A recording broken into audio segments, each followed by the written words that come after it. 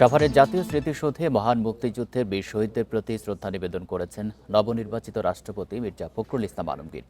এ নিয়ে আরও জানাতে সাভারের জাতীয় স্মৃতিসৌধ থেকে যোগ দিচ্ছেন সহকর্মী মাহমুদ শরীফ। শরীফ, রাষ্ট্রপতি তো শ্রদ্ধা নিবেদন করেছেন, সে সম্পর্কে জানাবেন। আর আজকে তার দিনে আর তার কোনো কর্মসূচি রয়েছে কিনা? দেখুন, মুক্তিযুদ্ধের বীর শহীদদের শ্রদ্ধা জানানোর মধ্য দিয়ে দেশের 23তম রাষ্ট্রপতি মির্জা ফখরুল ইসলাম আলমগীরের রাষ্ট্রীয় কার্যক্রম শুরু হয়ে গেল। তিনি এখানে শ্রদ্ধা নিবেদন করেছেন। শ্রদ্ধা নিবেদন শেষে এখন বঙ্গভবনের পথে আছেন তিনি।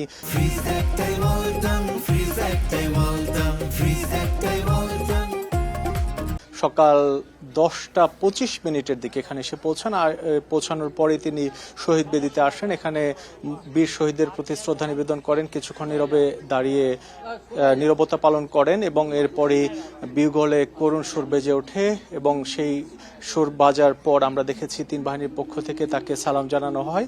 এরপরে এখানে তিনি বৃক্ষরোপণ করেন, অর্থাৎ রেওয়াজ অনুযায়ী রাষ্ট্রপতি, প্রধানমন্ত্রী বা রাষ্ট্রের উচ্চ পর্যায়ে যারা আছেন শ্রদ্ধা নিবেদন করতে আসেন, তারা এই স্মৃতিসৌধে এসে এই রেওয়াজটি পালন করেন এবং সেই রেওয়াজ অনুযায়ী তিনি বৃক্ষরোপণ করেন এবং মুক্তিযুদ্ধে বীর শহীদদের স্মরণ করে শোক বই স্বাক্ষর করেন এবং বীর শহীদদের উদ্দেশ্যে কিছু লিখেন তিনি।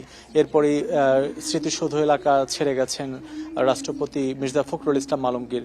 আমরা যে বিষয়টি দেখেছি যে গতকালকে তিনি শপথ নিয়েছেন সন্ধ্যায় শপথ নেওয়ার আগে তিনি গিয়েছিলেন জিয়া উদ্যানে, যেখানে শহীদ রাষ্ট্রপতি জিয়াউর রহমান এবং সাবেক প্রধানমন্ত্রী বেগম খালেদা জিয়ার সমাধিতে তিনি শ্রদ্ধা নিবেদন করেন, বাদ-জোহর এবং বাদ-জুমা শ্রদ্ধা নিবেদন করেন এবং এরপরে তিনি সন্ধ্যায় শপথ গ্রহণ করেন। দেশের 23তম রাষ্ট্রপতি হিসেবে মির্জা ফখরুল ইসলাম আলমগীর শপথ গ্রহণের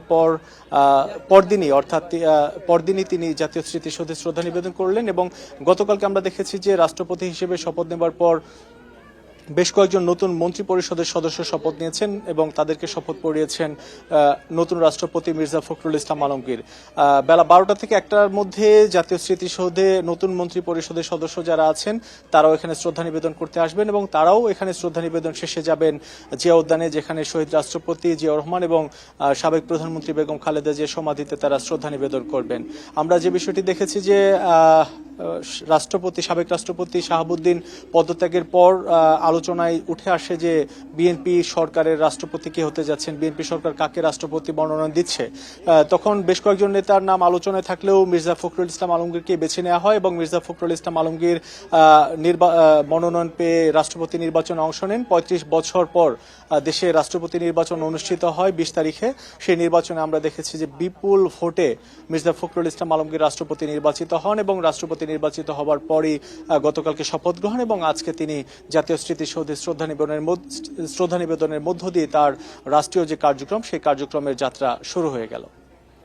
জাতীয় স্মৃতিসৌধ থেকে জানাচ্ছেন সহকর্মী মাহমুদ শরীফ।